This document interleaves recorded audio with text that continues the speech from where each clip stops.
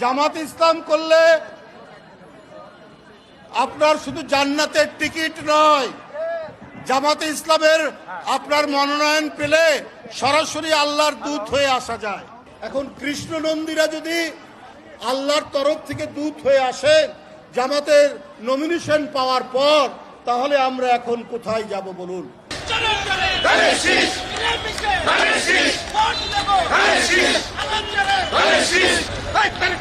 সালাম নেন, ধানের শীষে ভোট দিন, ভোট দিব কিসে, ভোট দিব কিসে, ধানের শীষে।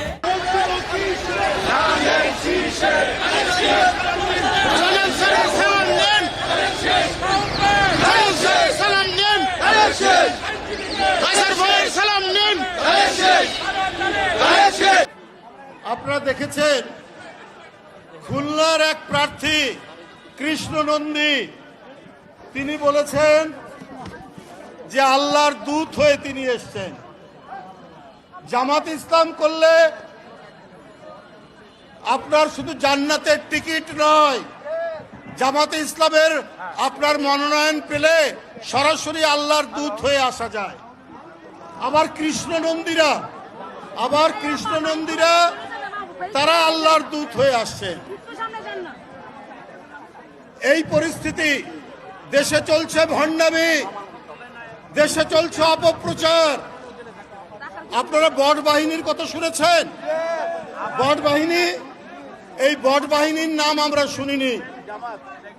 এই বট বাহিনী তৈরি করেছে একটি রাজনৈতিক দল, শুধুমাত্র বিএনপির নেতা তারেক রহমান এবং অন্যান্য নেতৃবৃন্দের বক্তব্যের এটিকে বিকৃত করা এবং নেতাদের বিরুদ্ধে কুৎসা রটানো, অপপ্রচার করা, এইটাই হলো তাদের দায়িত্ব। তারা নাকি গণতান্ত্রিক আন্দোলনে ছিলেন। আমার একটা বক্তব্য, আবু তাহের সাহেবের নাম শুনেছেন? জামাতের বড় নেতা আব্দুল্লাহ, 14 গ্রাম বাড়ি কুমিল্লার।